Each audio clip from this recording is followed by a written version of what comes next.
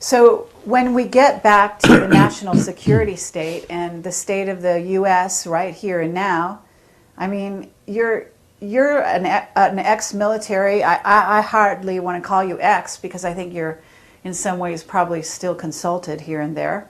You know, we're about to go to war with Iran. What's your perspective on this? We're not? No, we're not.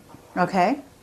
And that's my opinion, for whatever it's worth. You know, I have a half penny in my pocket that I don't believe that we're going to have a nuclear war because I don't think the custodians will allow it. Right. The planet is too valuable. It's too rich a reservoir of life. Not only the humans here on this planet, but all the other creatures. This planet is an absolute cornucopia of beautiful, beautiful forms of life. And not only that, but the the fauna and the what's the other term? Flora. The flora. The flora is infinite almost. Yeah. No, the planet's too valuable. Okay. They've got a lot invested in planet Earth, and they're not about to let it go to a nuclear war because they have the power to see that it does not happen. And I want to tell you something else. You've heard this old rumor about the Prime Directive? Bullshit. It doesn't exist. Right. Okay. They have been interfering here, breaking the so-called Prime Directive over the centuries, so thousands of times. They have been interfering, according to our historical records, back to ancient Greece. They probably had a hand in that damn dust-up at Troy. You know, they took sides. There were even rumors in Homer's reports that the gods themselves came down and took sides and played in the game. To them, it's a game. Right. Well, the Bhagavad Gita, if you're familiar with it, it's I mean, filled with it. The Vedas are filled with it, you see. Absolutely. Richard Thompson is a genius. He's written a book about it. Oh. Alien Identities, it's called. Okay, I'll take a look. Read it if you get a chance. I'd love Richard to. Thompson. But the history's pretty clear. They've intervened over the centuries again and again and again, wherever it seemed appropriate to their benefit on their behalf. And they've gotten in our wars. They've messed around in that whole mess. Okay, but what about Planet X? Oh, it's a reality. Yeah? Yeah. So what are they going to do about that? Well, apparently they are concerned about, you know the story, according to Sitchin and according to the Sumerians, it's a reality. Well, our astronomers apparently have concluded that it is indeed a reality. For almost a century, astronomers have been concerned and interested about what they called an intruder that seems to come and go from time to time. And they can measure it by the perturbations and the effects on other planets. They've known its existence for a long time. But they've never gone public about it. Well, in the early 80s, the JPL, anyhow, they sent out a couple of Pioneers satellites back in '82 just to try to determine if there was some truth to it. And the Pioneers apparently came back with data which said not only yes, but hell yes. And the Pioneers concluded, the Pioneer satellite data concluded. So, wow, astronomers were troubled by that.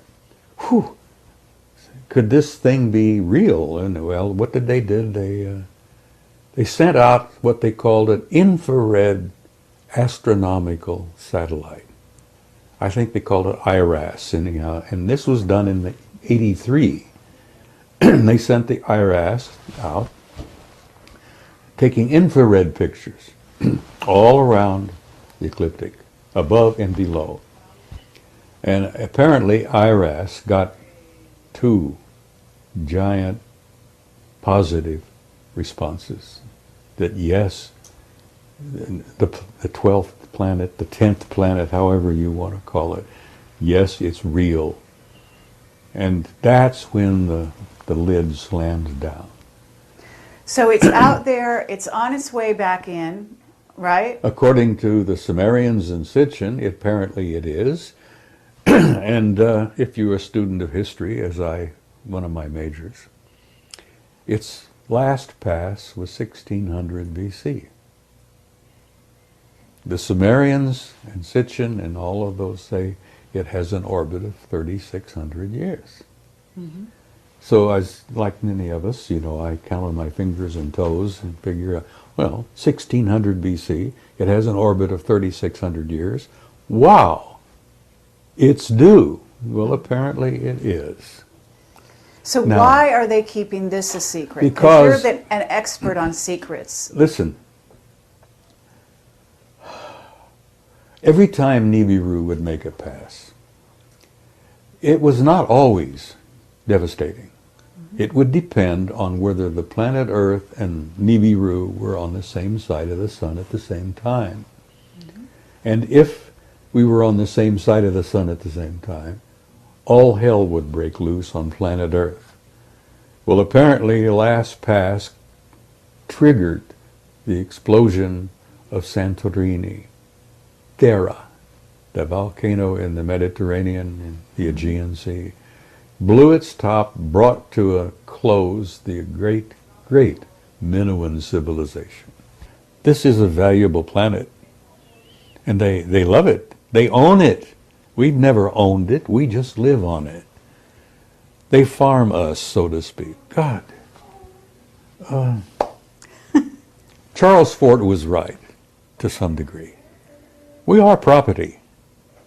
And we're going to remain property until we reach a point where we can literally stand up and say, all right, we're going to do this now ourselves, and prove it to the universe.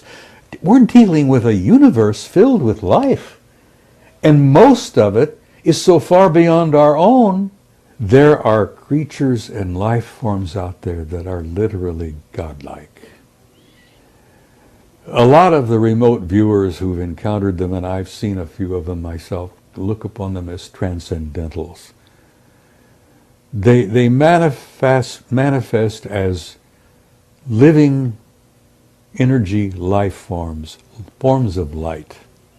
I have nothing but hope because I'm an immortal being. I'm an infinite life form. If you could see me the way I really am, Bill, it wouldn't be in this pathetic body with the...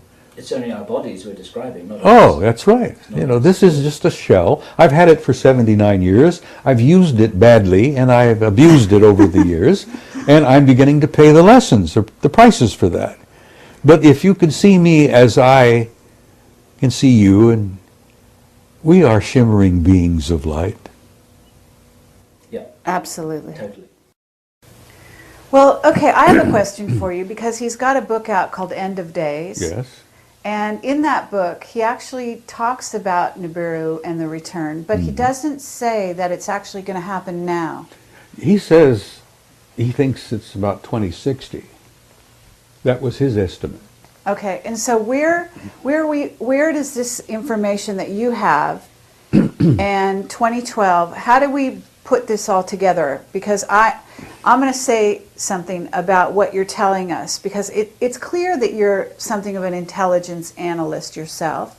You certainly have an incredible background. You can cross-correlate and so on.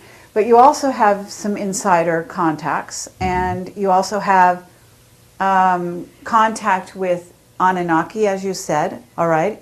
So where are you getting your information, and are they saying anything specific about what's happening 2012? Because I'm not so sure about Zachariah's